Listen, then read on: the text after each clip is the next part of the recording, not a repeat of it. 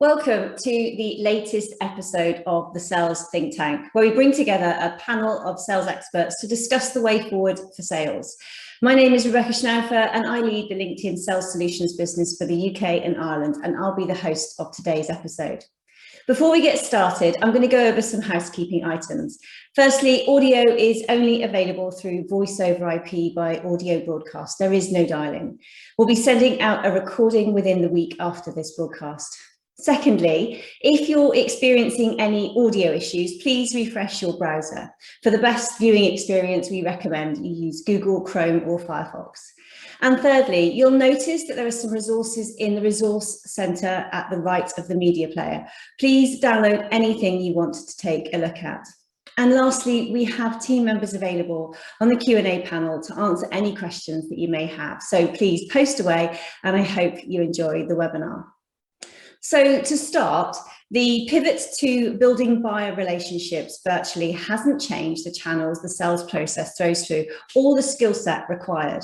It's also changed the type of data that it generates. We've got access to new sources of insights and new types of buying signals, but are we tuning into the most important ones, and are we decoding them in the right way? Research from McKinsey in September found that 97% of B2B decision makers are happy to make purchases through a wholly digital buyer journey, and only 20 to 30% say that they want to interact with sales professionals in person, even in an ideal post-COVID world. This makes it even more important to understand the value that buyers are seeking and reach out at a moment and in a manner that delivers it. Responding to every potential buying signal could very quickly exhaust your sales team. We need a more sophisticated approach to understanding what content engagement and digital behavior really means. I'm happy to say that I've got a great lineup of data-led sales experts to help me sift through these new sources of data and sort the buying signals from the noise.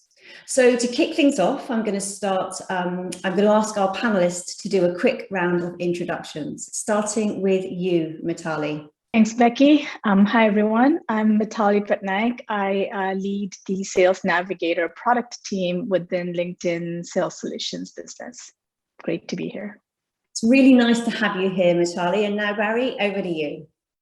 Hi, everyone. My name is Barry McGee. I'm responsible for business intelligence for Citrix and EMEA. And in short, what that means is it's my job to put data into the hands of all the end users in the business, from sales to marketing, customer success, engineering. So we use data as a raw tool to improve everybody's outputs and performance. Welcome, Barry. And last but by no means least, David. Thanks, Becky. So David Logue, based here in London. I am the Senior Vice President of Strategy and the General Manager for Life Sciences for Tact AI. Tact AI is a human-centered CRM solution. We're focused now in the life sciences sector. We take in a lot of signals into our software and help really the field reps within the pharmaceutical sector do an even better job with customer engagement. So of course, for me, my job is to pull in a lot of sales insights and help our sales team provide the very best service to our customers in that sector. Wonderful. Thank you, David. Okay, so let's start by looking at the new types of data that remote selling generates and thinking about which ones we should be paying more attention to. So I'm going to start with you, Barry and David. Barry, I'm going to come to you first, and then I'll extend the question to you, David. What do you think are the most valuable sources of data that you've been using since the start of the pandemic and the shift to remote selling? Yeah, great question. I suppose what everyone traditionally builds internal mechanisms on is your first-party data, install bases and this type of thing. The two pieces we add on top now are we call fit and intent. And for fit, what we do is we go out and work with different vendors to get third-party, primarily technographic data. Look at organizations, what install do they have, applications, hardware, software, services, what are their budgets? Get high sophisticated levels of firmographics that might be a little bit better than what we have in-house. And we use that data, the primarily technographic and firmographic, to identify customers who fit our idealized use cases, i.e., if I'm selling bananas. I want to find customers who have a use case where banana is the fit. Okay, it could be kids at lunch boxes, it could be sports people before they go for a run, whatever. But on the other side, then we also triangulate with intent. And this is where you're looking for not just customers who fit your nominal use case, but those customers who are in the market right now. So what they say in the industry is that approximately 10% of the market is in the market at any given time. So you could find the market for customers for, let's say, BMW 3 Series, which is on your nominal list, but then you'd like to triangulate that against, well, what is the cluster within that segment who are actively researching right now?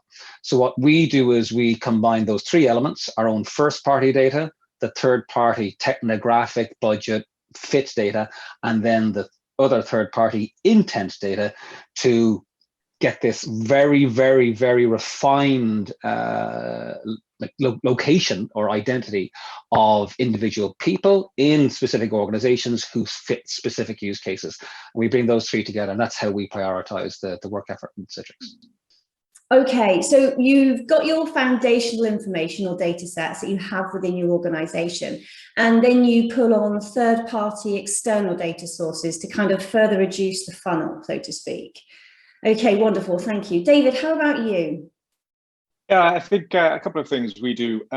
We're selling, obviously, enterprise software. So we look at business events primarily. So what would be a major shift in a market? And obviously, I'll use a very obvious and present example of the pandemic. We are now helping quite a few of those vaccine companies that we all see every day in the news. And we work through how do we help some of those companies to really achieve a better level of education for the doctors that they're servicing. Okay. Now, that's quite tricky because they're all very busy, as you can imagine, trying to get product in the hands of patients. But what we found is very often they need a new way of engaging through new forms of engaging with their customers. And so we have to get our act together in terms of how we are using data to find the right level of people within these organizations. Now, of course, we use fantastic tools like our LinkedIn networks. I have been working in this industry for 20 plus years, so I know quite a few people. But I use my LinkedIn network quite a lot to find, source, and identify the right talent within our customer base to go after. The second thing we do is then we look and see what are they talking about on social media, and what sorts of things are they interested in? Is it access that they're struggling with? Is it that they're speaking at a conference or a medical congress that is coming up? That sort of thing. And then we are very targeted in how we speak to them about what their current issue might be that they're trying to address for their customers. Great. Okay. So content engagement as a source of sales intelligence is important to you. How do you feel, David, that has changed over the last year?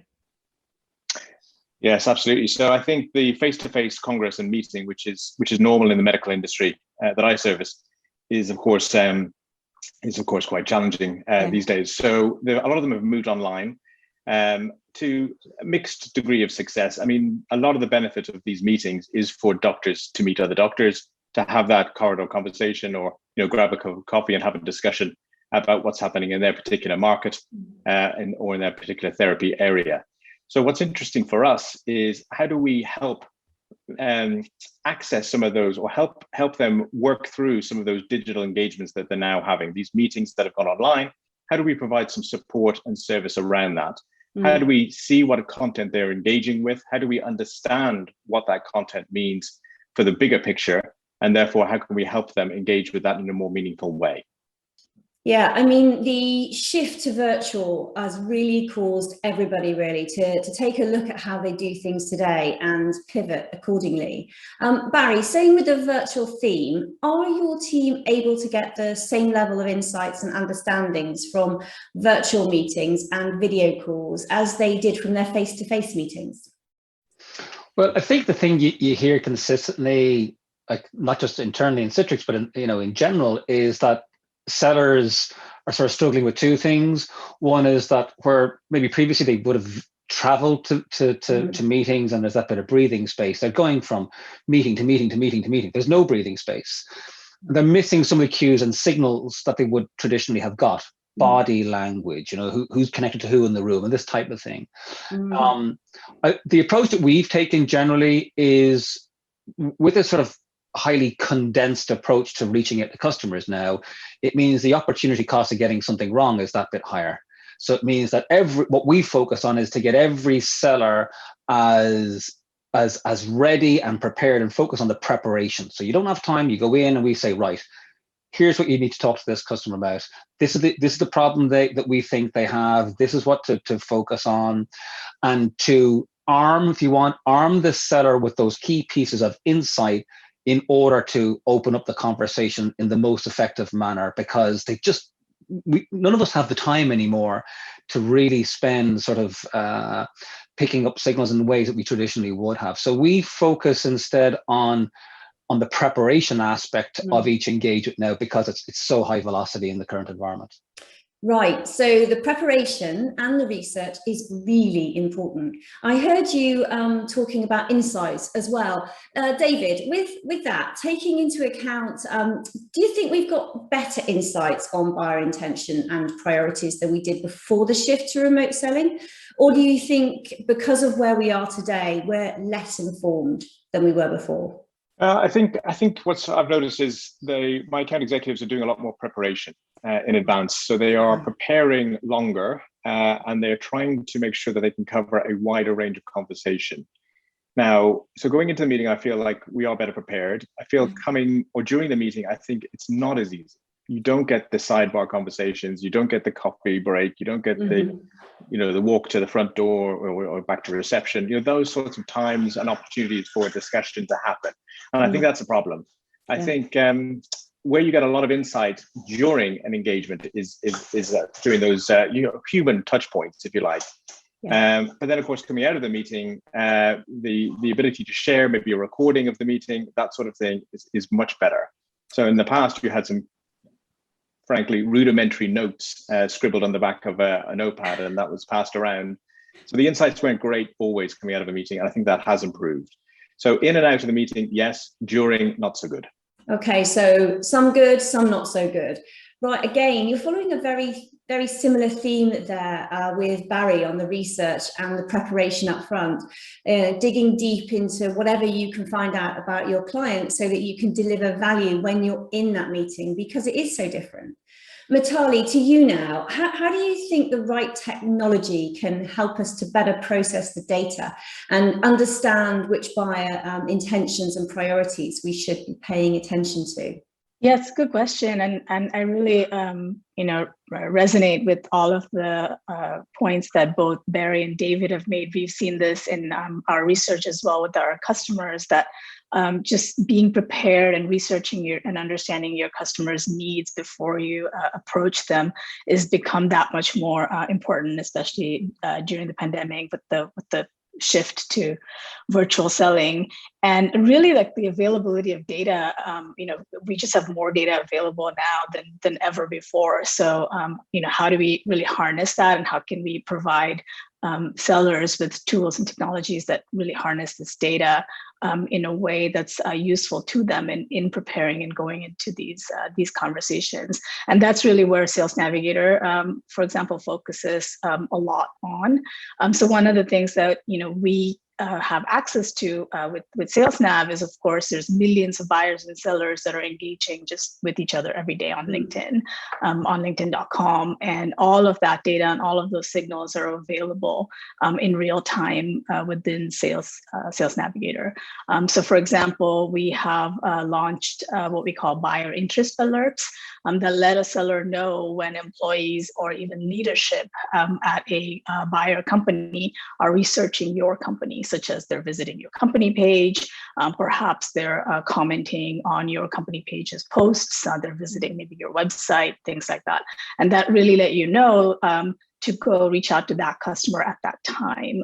So I think it was Barry who mentioned it's not just about, the fit, is this the right customer, but it's also, is this the right time to reach out to this customer? Are they showing intent? And so signals like the buyer interest alerts really let you know that, yes, this is the right time to reach out to this customer. Similarly, we have the ability to show you, for example, what your leads are doing. So for example, if a lead has visited your profile or has changed jobs or has engaged with your company's posts on LinkedIn, what are the content that they're sharing? What are the topics that they care about, right? Like what types of content on LinkedIn are they engaging with? All of these signals and alerts within Sales Nav really let you reach out to the right leads, but also with the right messaging that resonates with them, given what their current interests and needs are that they're talking about publicly on LinkedIn and other social media. So absolutely, I do believe that technology can play a really big role here, and especially as there is more data being generated and all selling has become more data driven. I think this is where like tech can really play a big part. Yeah, absolutely. So there's research, there's preparation, there's insights. There's a lot more data out there. There's a lot more data that's accessible to all of us and to our sellers to help them. So clearly then, the shift to a more digital buyer journey produces more data, but it might change the way that we need to interpret that data. Let's dig in a little bit now about how we put on new sources of data in the context of a changing buyer journey. So Barry, I'm going to come to you first.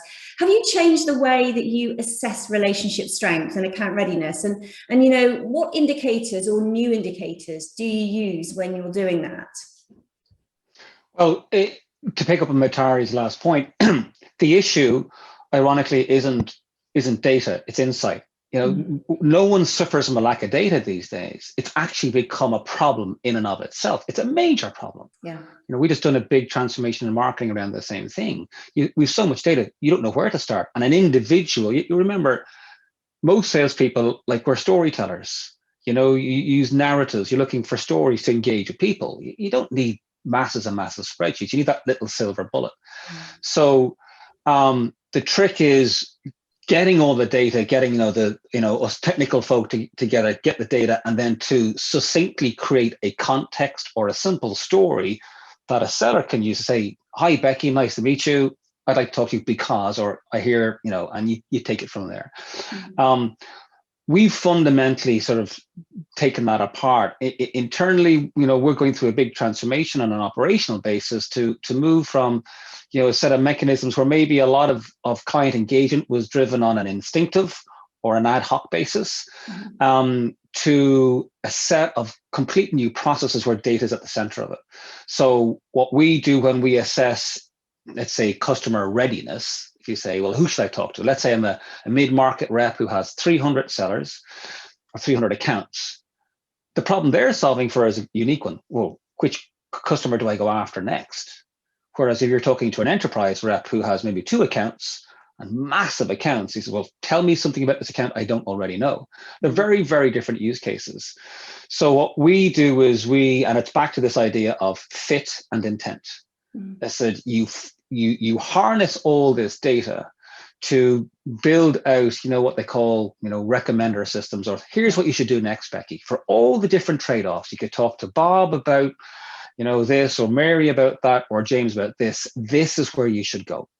And the idea is, if you can triangulate the data such that you increase the conversion rate of every client engagement into, a banked qualified opportunity, that's success. So what we focus on is finding those customers who fit use cases, are in a buying cycle right now, and crucially though, where we know the customer and we have the right contacts. Because knowing this account could benefit from a hybrid multi-cloud environment, and knowing there's some research going on is useless if we don't have the contacts. Yeah. Do we know the buyer group? Do we have C-level, or are we in the IT department? Do we know people in the LOB? And if you triangulate those 3 data points and say, Becky, there's a good customer over here, but this one's where you should go because you meet those 3 sweet spots, that's how you break into this account. And we then basically build mechanisms, whether it's account planning tools, territory planning, resource deployment, customer success mechanisms that help every person in different roles to prioritize their workload on those sort of three core principles. Okay, so you're taking the data, you're looking at it intelligently to help support the different functions within your business. So I'm interested then, does your data show any changes to how pipeline behaves with your team selling remotely? Have you changed your expectations of how long deals take to close?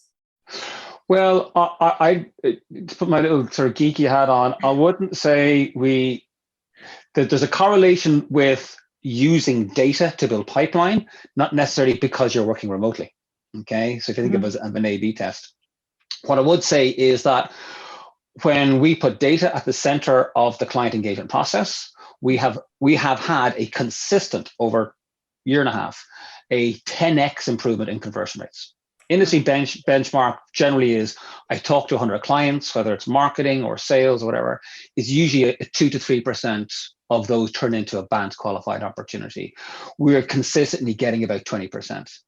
So you're getting at that leading edge, which is really a productivity metric. But then to your question about the pipeline dynamics afterwards, it's still probably a little bit early to tell. But what we are seeing is a shift in the spread of pipeline, because most effort before, when we went out and we built pipeline, close to 60% of that pipeline would be for 3 quarters and beyond. It would be way out there. Okay. What we are seeing now is if you put data at the center, you're finding customers who have problems that you can fix now, and we've inverted that pyramid.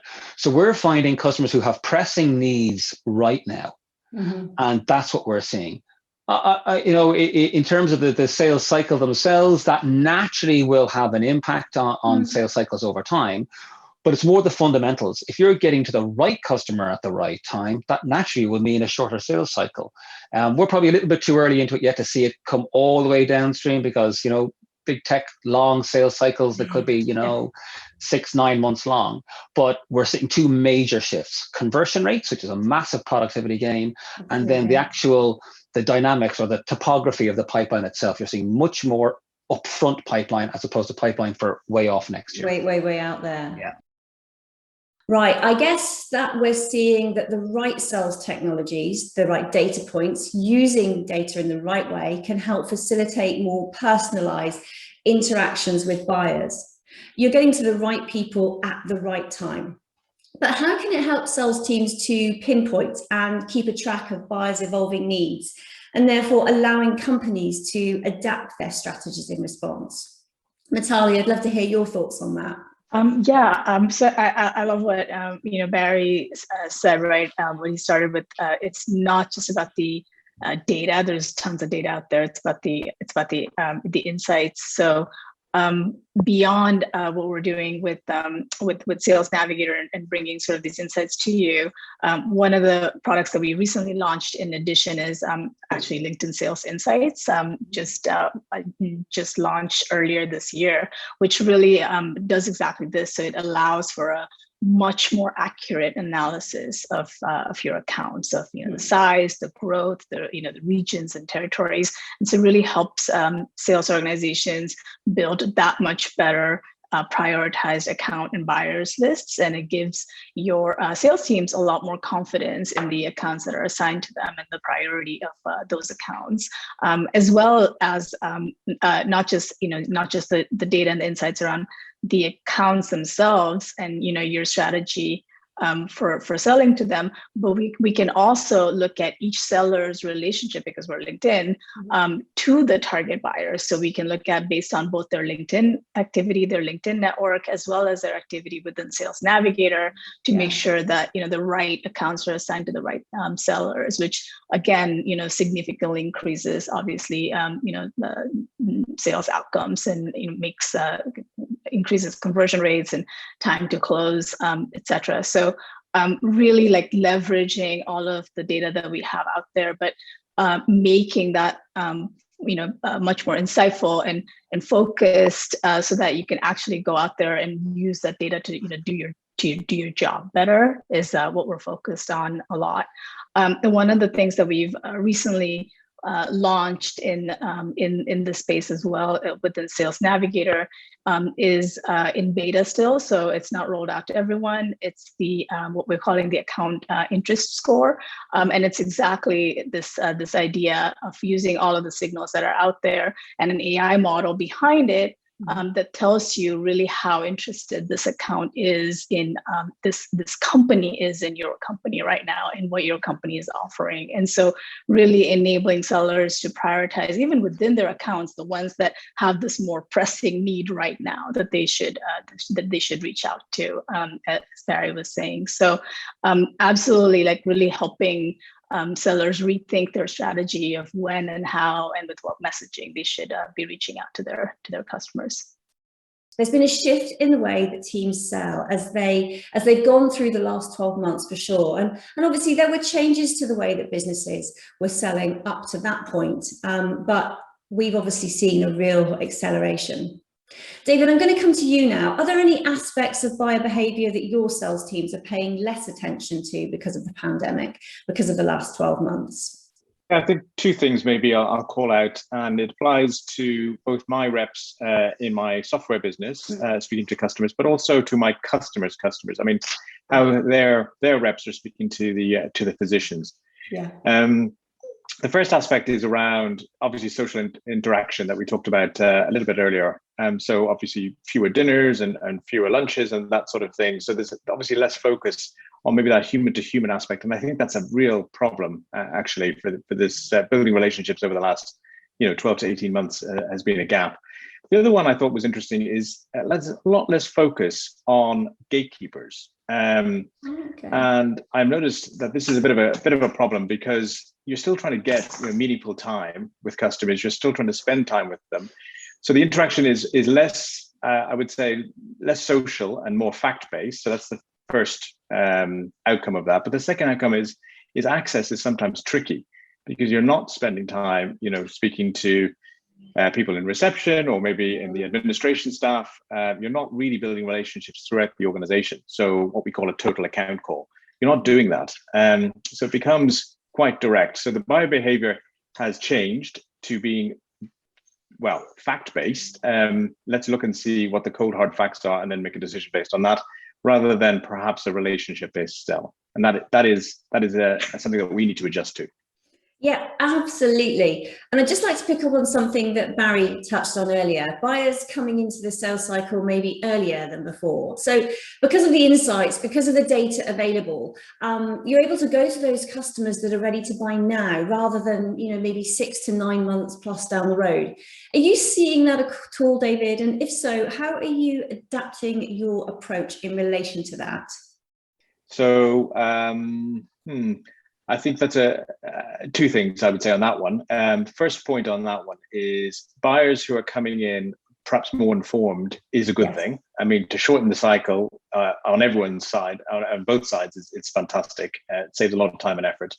But the second problem, of course, is then when it comes to pricing negotiation, there's always a belief that things can be done faster.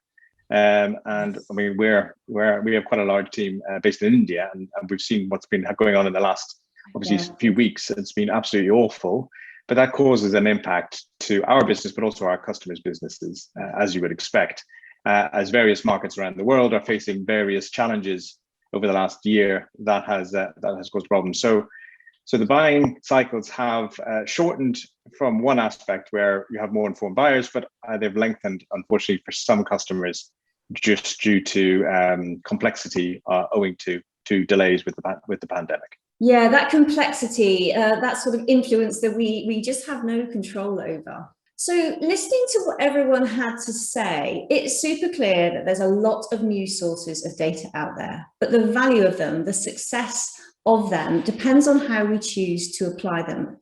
Buyers are embracing more digital and self-directed journeys. So there's a real need for us to demonstrate value in our sales processes. Our sales process has to add value to them. It's got to be designed around what they need and rather than what we think it should be. So I'd just like to touch on data, on how data can help with that. David, I'm going to start with you. How can we use data to understand more about buyers' priorities? Fantastic, Becky. So I'm going to actually put a different hat on, which is my customers and how they're using our software. Great. As an example here. So we provide a last mile sales assistant powered by AI. Okay. And essentially what it does is it takes a number of sources of information to provide a contextual, time-sensitive nudge, if you like, or an alert on a phone. Think about it like that. Okay. Popping up, say you're about to go in for a call with a doctor. So the medical sales representative gets a nudge saying, okay, you're about to speak to Dr. Schnaufer, and you're going to speak about these 5 topics.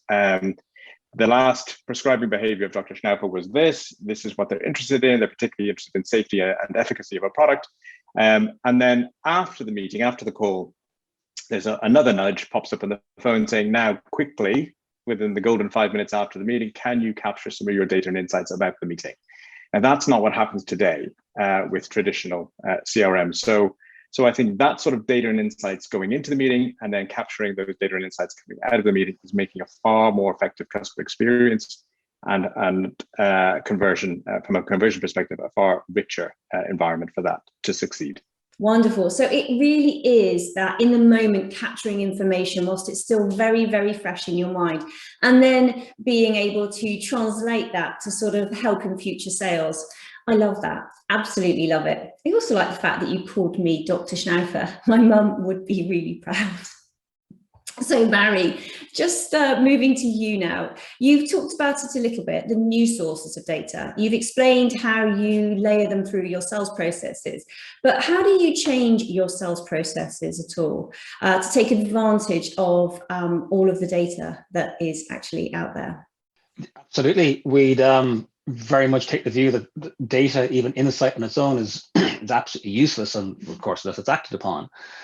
And it's interesting that the way our team is structured is half of my team is technical and half my team are transformation agents. Right. So they're almost like consultants, you know, let's say McKinsey for data if you want, and they'll say, hi, Becky, Dr. Schnaufer even, what's your problem? Let me show you how to use data to fix it. So what we do with that side of the team is we're almost like value engineers, you know, business process re-engineering, that type of thing. So we use data to change business processes. Mm-hmm. So as I said beforehand, we probably had a lot of localized ways, you know, one team would do it this way, another team would do it that way. Because you've now got a centralized mechanism, single view of the customer, different ways of looking at it, it allows you to create a standardized set of processes. Account management, of course, there was an account management way of doing things, but everyone sort of interpreted it differently. So now we have a completely standardized account management mechanism, which is built to sort of the highest common factor, if you want. So everyone can see the trend and what topics a particular account is researching over time. Where is that research coming out from? Who do we know in that location? To different types of what competitors are in there, who's emerging that account, what's the footprint like? And you standardize around that. That allows us then to build a process to say, right, well, now we can actually build an account management process. Similarly, you can do the same with territory management, the other end of the scale. I've got 500 accounts. I don't know where to start. It's a Monday morning. Oh, too much trouble. I'll start with my email. Who comes first? So then you have to create a mechanism for territory management. So you start to do those things. So absolutely, we have built an AI platform, which in-house is, we call it Edison, which is sort of the hardest way to do it. Of course, every vendor will come in and say, we can do this. But the problem when you're an insider, let's say you got a role like me, is every vendor will try and sell you the silver bullet. But the real thing is embedding it into one application, one platform that your team can use. And that's what we do. We pull it all together, you know, one bit of this, 2 bits of that. And we use the likes of HG Insights. We'll use TechTarget. We've got LinkedIn, of course, Aberdeen, different applications who come together. And then you got one workflow that different teams use, whether you're in customer success, sales engineering, marketing, whatever. So we've absolutely changed business process. You have to, otherwise it's just another spreadsheet sitting in the corner. Data in itself is of no use to anyone unless they care about the process. So you've defined your sales methodology, let's say, and then you're using the technology to support it. So you've got your methodology firmly baked in, and whatever technology or data that you layer on top of that, it's complementary to the process. It's a 20% technology, and it's an 80% the standard, and 80% people and process piece. And getting the technology done, and we can all talk about the data, and the three of us can talk about that. But you know what? That's the easy bit. The hard bit then is you got the horse to water, and then the process. And we've had some good successes, but it takes time, and it's as much about culture as anything else. Yeah, that's so right. Mitali, listening to what Barry has had to say there, do you think we need to update our sales processes to be more responsive to the signal that buyers send? Yeah, I mean, it's great to hear Barry talk about how they've managed to change this within Citrix. And I mean, this is something that from LinkedIn Sales Solutions product team perspective is something that we would love to enable all of our customers to be able to do that don't have the Barry's team at hand to do it for them. So some of the things that we're trying to really help our sellers pivot towards exactly this idea of really starting with data and starting with the insights and changing your selling behavior accordingly. So we've recently launched our redesign account page, for example, to do a lot of what Barry was talking about, to just have a single holistic view of your account where you can pull in everything from account insights, alerts, what's happening with that company, what's happening with leadership at the company, headcount growth, funding events, etc., as well as an account map, we call it, which is sort of an org structure view of key stakeholders, so you can quickly identify gaps in your buying committee, so sort of which relationships you don't have, and so you can go build those before you reach out, as well as I mentioned, in beta still, but we're rolling out this idea of this account buyer interest score on the account page as well, so you can get an idea of is this account showing, is this customer showing more or less interest than the normal in my company's the right time to reach out. So really bringing all of these insights together in one place, and arming our sellers, our users really within SalesNav to research and understand their buyers before they really reach out, and because that kind of outreach, the customized outreach is of course that much more effective. So all of this data is not really useful if we cannot put this into a place that makes, at the end of the day, sellers' lives easier and let them get back to doing their work. I forget sort of who mentioned this, but sellers don't want to sit there and pore over a bunch of data and analyze spreadsheets. At the end of the day, they just want the nugget, the insight that they need to be able to go out there and just have a better engagement at the end of the day with their customers. So that's what we aspire to enable them to do. And I think the better sales teams we've noticed that do this well, that really start with the buyers first and start with understanding their buyers, are just achieving better sales outcomes. So definitely the industry is shifting towards that. Yes, absolutely. We have time for one more question. So David, I'm going to come to you. And just picking up on what Mitali was saying about sales outreach, what impact has a more digital, data-led buying process had on sales outreach? Do you think it's made it more effective, or do you think it's made it worse? What's your perspective on that? Yeah, great question. So I think definitely better. I very, very much like what Mitali had to say there. If you think about perhaps how we all really sell is very often through reference selling, and we are very strong on this. I work in a small industry in pharmaceuticals. Everybody knows pretty much everybody else. It's a small family, so references are key. I use my LinkedIn network. It's open every day because I need to see who knows who. Yes. So if the chief exec I'm trying to get to, or the CIO of a pharma company, and I know that they know somebody else in the network who I've also worked with in the past, it's that reference connection, knowing that they know each other and that they can pick up the phone to each other is very important. And the second thing I would say in terms of reach is, of course, in the digital world, especially enforced, of course, by the pandemic, is they will often take a call where they may not have had time in their schedule or their diary for a meeting face to face. And I've noticed that a lot. And of course, going into those calls, because you're more prepared and because you can get to the point quicker, and as I said earlier, there isn't so much opportunity for small talk. I think it can be far more productive, and you can get things done, I think, at a much greater speed because of the prep that we talked about earlier. So we're missing the social side, but we're kind of churning through a lot faster. Exactly. Sure. Yeah. Far greater reach. Yeah. Yeah, definitely. Depth, yeah.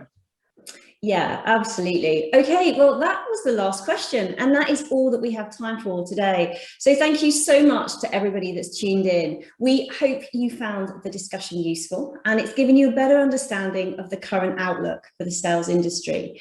You can let us know what you thought about today's discussion. There's going to be a short survey that will pop up after this is finished, so feel free to fill it out. But finally, a huge thank you to Mitali, David, and Barry for sharing their insights with us all today. And from all of us here, we hope you stay safe, and we look forward to seeing you at our next webinar.